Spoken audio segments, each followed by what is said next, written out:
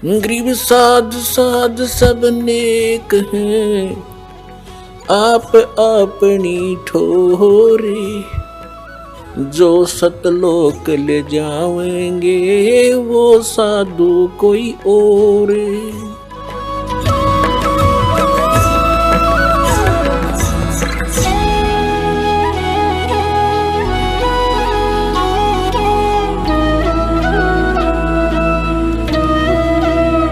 हमने भगवान की डेफिनेशन का ही नहीं पता था अभी तक। कोई कुछ सट्टे मारे था हमने वो भी मान ली, कोई कुछ तुक्के मारे था वो भी हमने मान ली, क्योंकि हमें कुछ ज्ञान नहीं था। तो परमात्मा ने आपको शिक्षित इसलिए किया है कि आप भगवान पहचान लो। और 2 रोटी का रोड़ा है इस सारे जीवन में, 2 रोटी, 2 समय के टूक और तो बढ़िया देगा आपको, 10 पे लिखवा लो चाहे, इस पर ध्यान ज्यादा।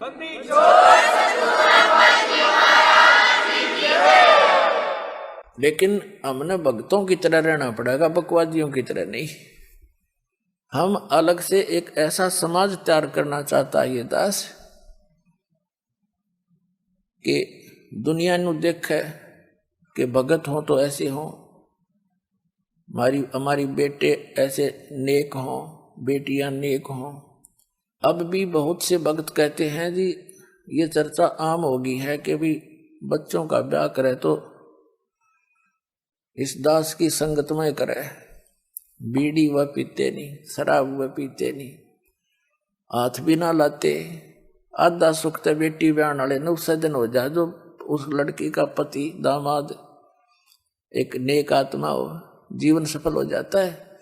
पहले तो बेटी ब्याह की चिंता, ब्याहने के लिए फिर पता नहीं के कुबद करनी कराते हैं लोग, दहेज मांगते हैं। तो यहाँ तो कलीन चट कर रखी है दास ने, जो रिश्वत लेगा, जो दहेज लेगा, बीड़ी शराब मांस तम्बाकू पीवेगा, वो भक्ति के आसपास नहीं रहेगा। भगवान साथ दे नहीं, और भगवान साथ नहीं देगा तो फिर भगत की सा, और भगता के तो भगवान साथ दिया करे, हाथा पर रखेगा अपना परमात्मा। सबको याद रखना।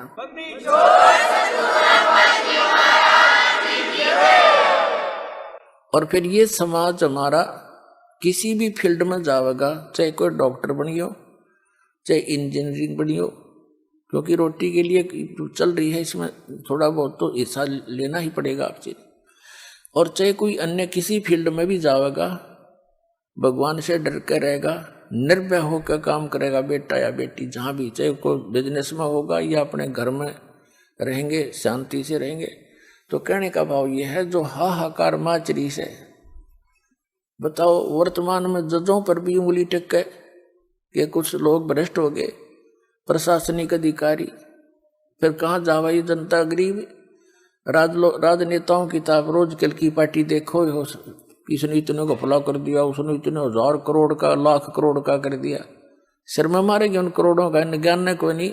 उस अनजान बालक की तरह बिजली के तार को मुख में दे बैठे ये, तो फिर हाथ भी ना लावा जहर दिखाई देगा। वो पैसा कहाँ से आता है? टैक्स का। टैक्स कहाँ से आता है? आपसे, गरीबों से, खून पसीने की कमाई करते हैं मजदूर, किसान या कोई भी गरीब है, तो वो उससे टैक्स, कपड़ा खरीदता उस पर टैक्स, टैक्स तो आपके ऊपर है सारा। तो उस टैक्स को कौन खाते हैं? जो भ्रष्ट लोग हैं वह खाते हैं, उस जहर को, विष को खाते हैं। और कहाँ ले जाएंगे? पीछे एक मुख्यमंत्री के बारे में हेलीकॉप्टर में जा रहा था, पता नहीं क्या क्या स्कीमें बना रखी थी, आगे का क्या क्या टारगेट था, हेलीकॉप्टर में मर गया पड़ के। अब कहाँ गई वो, उसकी वो जो बकवाद थी। अब गधा बन के फिरेगा, कि तक को मार के लटकाओगा, कि तब भैंस बन के, किसी का जो ना बैल बन के, वो सारे पूरे करेगा। तो पुण्यात्माओं, आज सारी उल्टे काम हो गए। जो नौकरी पे लग जाते हैं उनको हम घनी शाबाशी दे हैं, बड़े बढ़िया मानते हैं, उसके ऊपर तो बड़ा गजब भार बनता जा रहा है। बात ये नहीं है कि नौकरी ना करे, लेकिन अब इस भक्ति के मार्ग पर लगने के बाद अपनी निर्धारित पेपर निर्वाह करे और उसके अतिरिक्त विष समान समझ ले। तो कोई पाप नहीं रहेगा, भगवान साथ रहेगा। एक प्रशासनिक एक अधिकारी था, जब दास ने यो नाम लिया था, आंख थोड़ी थोड़ी खुल गई थी हमारी भी, ये बुरे काम का बुरा नतीजा। उसने रिटायर होने से पहले कमिश्नर रैंक का था एक, और किसी महकमे का वो डायरेक्टर लगा हुआ था। रिटायर होने से 6 महीने पहले पुत्री का ब्याह किया, इस उद्देश्य से कि सभी डिपार्टमेंटों के लोग लाओगे बेटी खातिर, कोई पैसे दे जाएगा, कोई सोने के कुछ कड़े बनवा देगा, कोई चूड़ी बनवा के लाओगा। ऐसा ही किया, ऐसा ही हुआ। कुछ तो लोगों से आया हुआ, अन्य अधिकारियों से, कुछ अपना जो जोड़ रहा था। और क्योंकि उसने लड़की भी जैसा उनकी बुद्धि काम करती है, अपने से दोगुने तिगुने ज्यादा पैसे वाले के ब्याही। उस समय सन 1989 की बात, 3.5 लाख रुपए उसने, 3.5 लाख से भी ज्यादा पैसा उस बच्चे के विवाह पर लगा, लड़की के। और वो रिटायर हो गया। उसके रिटायर होने के 2 महीने के बाद उस लड़की को तलाक दे दिया, हो गया खंड बंडे। अब उसके हार्ट अटैक हो गया कि ई ब्याह होगा तो 7 लाख में ब्याह ही जाएगी, छोड़ी हुई लड़की तय। अब चाट ले उसे बकवादों ने, आपकी तो गधा बना खड़ा है, और बन रहा था कमिश्नर। तो जो काम करने का उसने भूल गया, अब ये फोकट में ही माँ के भूखे हो गए। तो इसके लिए भगवान एक गाइडलाइन दे रहे हमारे को, मन तू सुख के सागर बस रे भाई, और न ऐसा यस रे। कहते हैं भाई, इंद्री कर्म न लगे लगारम, जो भजन करे निर्दुंद रे।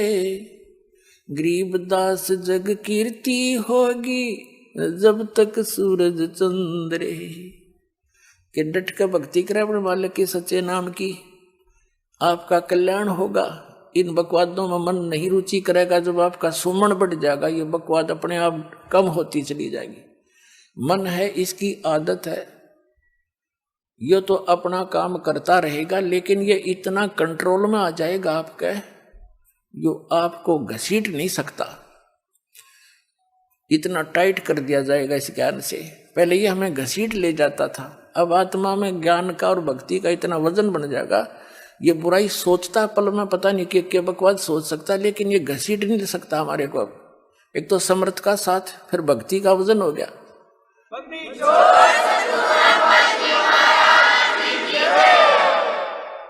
तो कहते हैं इंद्री कर्म ना लगे लगारम, जब भजन करे निर्द्वंद रे।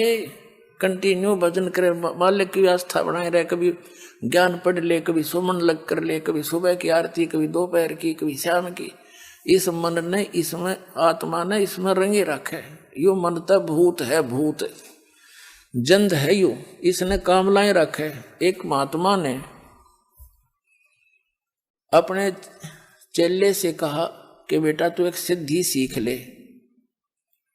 अगजी बताओ, उसने कुछ जंतर मंत्र करे, बताए, उस लड़के ने वो अपना अनुष्ठान पूरा कर लिया। फिर उस महात्मा ने कहा कि मेरी अब्सेंस में इस मंत्र को तू प्रयोग मत करना, जो मैंने तेरे को दिया, तेरा सिद्ध कराया है। अच्छा जी, मैं बताऊं तभी करना मेरी प्रेजेंस में। अब उसने सोचा, महाराज जी चले गए कि बाहर 1-2 या घूमन फिरन की तरह 1-2 दिन के लिए टूर पर चले गए दूसरे क्षेत्र में। तो चेले ने सोचा तू एक बार देख लेने के कुछ कमाई करी है तो ना। तो उसने वो मंत्र जैसा बता रखा था ऐसे बुदबुदा दिया, बोल दिया। तो सामने एक बैंकर सा व्यक्ति खड़ा हो गया आके और कहने लगा, भाई बात सुन ले बाबा जी, मैं हूं जंद, और देख मुझे एक काम बताता रहना, और तेने जो काम नहीं बता दे तेरी गर्दन दाबूंगा मैं। उसने सोचा भाई बात बिगड़ गया, तो गुरुजी है नहीं। तो उसने कहा कि चल ऐसे कर, तू आटा मांग कर ला। उन 28 जोड़ी और मांग का आटा ला तेरा और बता कि लकड़ी तोड़ लिया और लकड़ी तोड़ लिया। उसने सोचा भाई क्या बताऊं, पानी भर लिया। उसने मुश्किल माच की कि भाई ई भैयो सारा काम करा लिया भाई, झाड़ू दे दिया, चारपाई बिछा दी। अब उसका पसीने छूट रहे, इतने में वो गुरुजी आ गए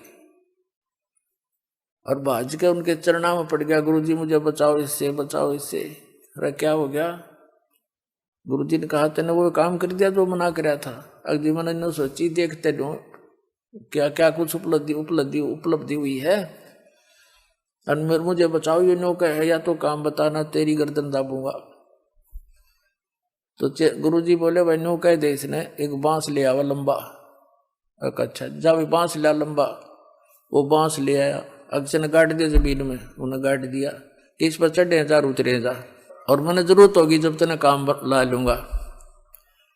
तो पुण्यात्मा यो मन है जंद भूत, इस राम नाम का बांस गाड़ दिया परमात्मा ने भी, इस पर चढ़ाए जाओ उतराए जाओ, बाकी काम हो जाओ उसमें डाल।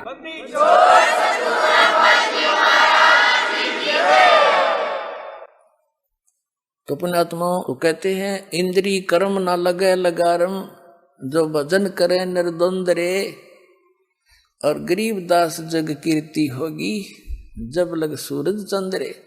आपकी यहाँ भी महिमा होगी जैसे द्रुपदलाद जैसे महापुरुषों की, और गरीबदास जी, नानक जी, रविदास जी, और घीसादास जी, मुल्कदास जी, दादू साहिब जी, और धर्मदास जी साहिब जी जैसे महापुरुषों की आज तक गुण गाए जाते हैं। अपना कर्म बनाएंगे, हमारे लिए उदाहरण बनेंगे, अपनी किस्मत अपना मोक्ष प्राप्ति करेंगे। तो कहते हैं इंद्री कर्म ना लगे लगारम, जो भजन करे निर्द्वंद रे, और गरीब दास जग कीर्ति होगी जब लग सूरज चंद्रे। मीराबाई जैसी महान आत्माएं आज तक आदर की दृष्टि से देखी जाती है। तो इससे आप जो दास आपको विधि बता रहा है या खोज ही नहीं पावे, या तो मालिक की देन है, आपको आपकी किस्मत घड़ी प्रबल है, या आपको सहज में मिल गई।